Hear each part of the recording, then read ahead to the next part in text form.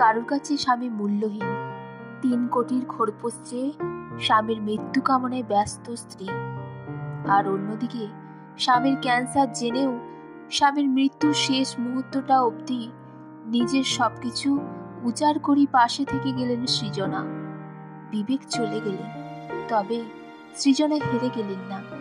জিতে গেল তাদের ভালোবাসা, আর থেকে গেল উদাহরণ হিসাবে। এই পৃথিবীর মাটিতে দাঁড়িয়ে সৃজনা শিখিয়ে দিয়েছেন, কাউকে ভালোবাসলে ভালোবাসার মানুষের সমস্ত দুঃখে সুখে কি করে তার পাশে থাকতে হয়, সাথে থাকতে হয়। বুঝিয়ে দিলেন একটা সম্পর্ক ভেঙে দিতে একটা মুহূর্তই যথেষ্ট।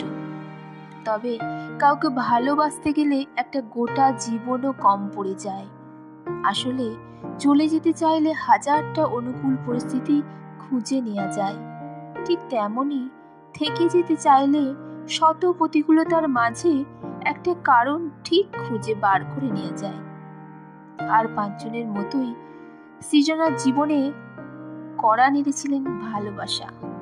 এরপর সেই ভালোবাসার মানুষ বিবেকের সঙ্গে বিবাহ বন্ধনে আবদ্ধ হয়।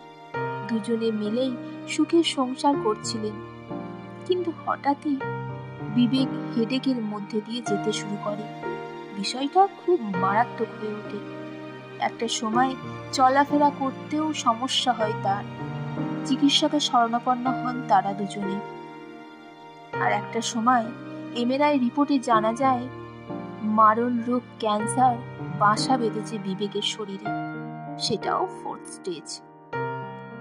সেদিন সেই ভয়ঙ্কর পরিস্থিতির মুখোমুখি দাঁড়িয়ে তারা দুজনে অঝরে কেঁদেছিলেন। জানতে পারেন বিবেকের হাতে সময় আর খুব বেশি নেই। কয়েকটা মুহূর্তের ব্যবধানেই গোটা আকাশটা ভেঙে পড়েছিল তাদের মাথায়। তাদের চোখের সামনে ঘনিয়ে এসেছিল ঘন কালো অন্ধকার। সবে তো একসাথে পথ চলা শুরু করেছিল তারা, তবে কি এখানে এখন থেমে যেতে হবে? ডাক্তাররা সাপ জানিয়ে দিয়েছিলেন সময় বেশি নেই।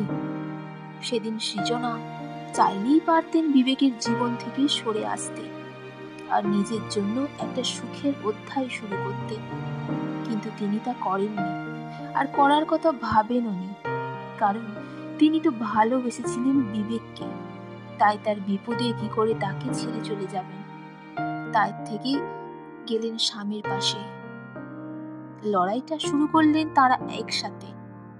সেই থেকে আজ অবধি প্রতিটি মুহূর্তেই পাশে থেকেছেন সৃজনা। চোখের সামনে দেখেছেন একটু একটু করে অবনতি হচ্ছে বিবেকের শারীরিক অবস্থার। মনকে শান্ত করেছেন, নিজেকে বুঝিয়েছেন এই যুদ্ধটা তাদের দুজনের, অতএব থেমে গেলে চলবে না। একের পর এক সার্জারি, কেমোথেরাপি, মাঝে মধ্যে বিবেক স্মৃতিশক্তিও হারিয়ে ফেলতেন।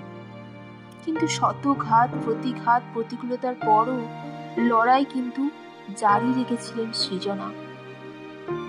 আগের মতোই স্বাভাবিক জীবনযাপনে মাতিয়ে রেখেছিলেন নিজেকে। বিবেকের সেবা যত্নেও ত্রুটি রাখেননি কোনো রকমই। কখনো বিবেককে এক্সারসাইজ করাতেন, কখনো বা একসাথে গল্প করতেন, কত মুহূর্ত উদযাপন করতেন। হাসপাতালের রুমের ভেতর যখন জীবন মৃত্যুর সাথে লড়তেন বিবেক, তখন সেই রুমের বাইরে সেই লড়াইটাই আরো একজন লড়তেন, তিনি সৃজনা। না, শেষ রক্ষা হয়নি, শেষ রক্ষার হলো না। ভাগ্যের পরিহাসে গত হয়েছেন বিবেক। তবে চিরকাল যা সত্যি হয়ে বর্তমান হয়ে থেকে যাবে তা হলো বিবেকের প্রতি সৃজনার ভালোবাসা।